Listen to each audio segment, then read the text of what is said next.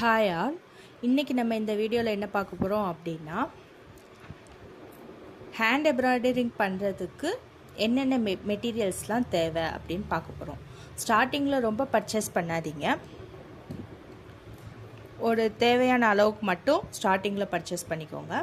நல்லா கற்றுக்கிட்டதுக்கு அப்புறம் என்னென்ன டிசைன்ஸ் போட போகிறோம், அதுக்கு என்னென்ன கலர்ஸ் வேணும் அப்படிங்கிறத பார்த்து, என்னென்ன கிளாத்துலலாம் போடலாம் அப்படிங்கிறத பார்த்து அதுக்கப்புறம் பொறுமையாக பர்ச்சேஸ் பண்ணிக்கலாம். ஓகேவா? ஸ்டார்டிங்கில் ரொம்ப இன்வெஸ்ட் பண்ண வேண்டாம். ஃபஸ்ட்டு கிளாத் வந்து என்ன கிளாத்தாக வேணாலும் இருக்கலாம். காட்டன், பாப்லின், லினன் எது வேணாலும் இருக்கலாம். உங்களுக்கு எது கிடைக்குதோ அதை வச்சுக்கோங்க. நல்லா வாஷ் பண்ணிவிட்டு அயன் பண்ணிவிட்டு அதுக்கப்புறம் யூஸ் பண்ணுங்கள். ஏன் அப்படின்னா, இந்த ஃப்ரேமில் மாற்றினதுக்கப்புறம் அந்த சுருக்கம் எல்லாம் இல்லாமல் இருக்கிறதுக்கு அப்படி யூஸ் பண்ணால் தான் நமக்கு பர்ஃபெக்டாக இருக்கும். ஓகேவா? அதனால் கிளாத் எடுத்துக்கோங்க. கிளாத் என்ன இது வேணாலும் இருக்கலாம்.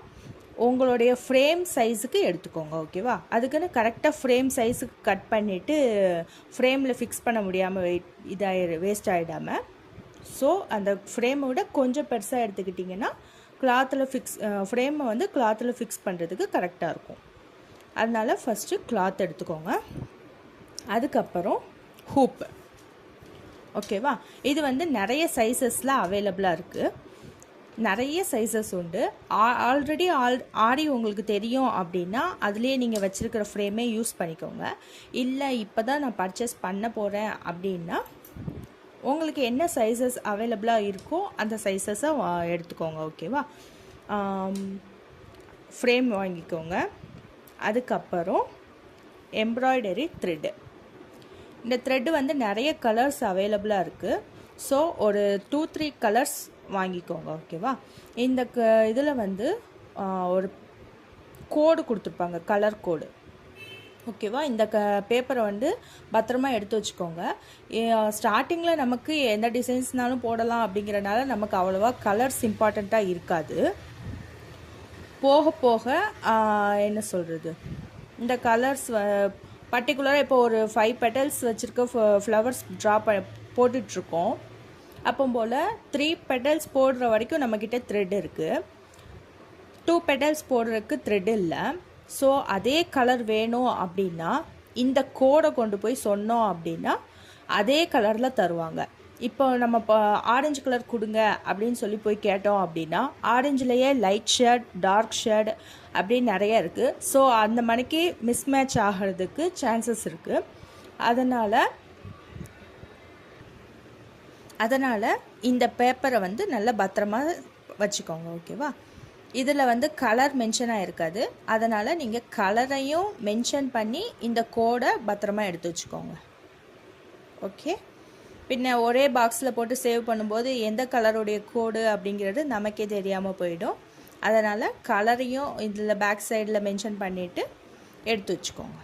ஓகேவா? இது ஒரு 2-3 கலர்ஸ் வாங்கிக்கோங்க ஸ்டார்டிங்கில். அதுக்கப்புறம் ஜரி த்ரெட் வந்து இதுலேயும் நிறைய பிராண்ட் இருக்குது. A1 மம்தா வாங்கிக்கோங்க, இல்லைன்னா டயாலஜி பிராண்ட் வாங்கிக்கோங்க. ஓகேவா? இதில் என்ன ஒரு இது அப்படின்னா,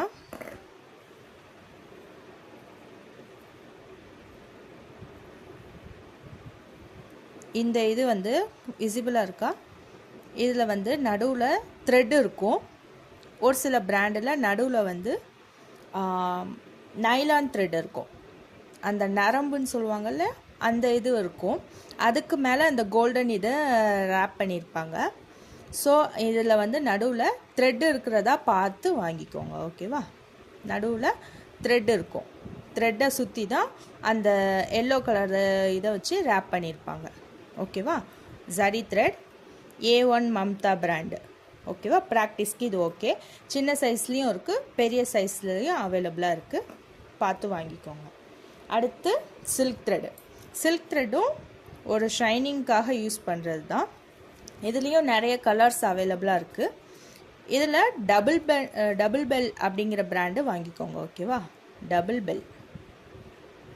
ஓகே? இதுலேயும் கலர் கோடு இருக்கும். இந்த ஷேட் நம்பர் இருக்கா? இந்த ஷேட் நம்பர் சொல்லி தான் நம்ம யூஸ் பண்ணிக்கணும். இதில் வந்து இந்த கவர்லையுமே என்ன கலர் அப்படிங்கிறத மென்ஷன் பண்ணியிருக்க மாட்டாங்க, ஷேட் நம்பர் மட்டும்தான் இருக்கும். ஸோ இந்த கவரையும் பத்திரமா எடுத்து இதுக்கு உள்ளாரையே போட்டு வச்சுக்கோங்க, கொஞ்சம் சேஃப்டியாக இருந்துக்கும். ஓகே, அடுத்து நீடில் வந்து ரொம்ப ஸ்டார்டிங்கில் ஒரு நார்மல் சைஸ் நீடில் இருந்தால் போதும். ஓகேவா, ஒரு மீடியம் சைஸ் நீடில் இருந்தால் போதும். போக போக என்னென்ன மாதிரி நீடில்ஸ்லாம் யூஸ் பண்ணலாம் அப்படிங்கிறத பார்த்துக்கலாம். ஓகேவா, இதையும் நல்லா அந்த பெரிய அந்த நீடில் பாக்ஸே வாங்கணும் அப்படின்னு அவசியம் இல்லை. ஒரு நார்மல் நீடில் ஒரு 2-3 நீடில்ஸ் வச்சுக்கோங்க ஒரு சேஃப்டி பர்பஸ்க்கு. ஓகே, அடுத்து சிசர்ஸ், த்ரெட்டெல்லாம் கட் பண்ணிக்கிறதுக்கு சிசர்ஸ். இதான் இதுக்கு நமக்கு தேவையான மெட்டீரியல்ஸ். பேசிக்காக இதுதான் வேணும். அடுத்து நான் சொல்கிற நோட்ஸ் எல்லாமே ஒரு ஒரு நோட்டில் நோட் பண்ணி வச்சுக்கோங்க. ஓகேவா, டிப்ஸ் அண்ட் ட்ரிக்ஸு இந்த மாதிரி நிறைய பார்ப்போம், அது எல்லாமே ஒரு நோட்டில் நோட் பண்ணி வச்சுக்கோங்க. இதுக்குன்னு ஒரு நோட் போட்டுக்கோங்க.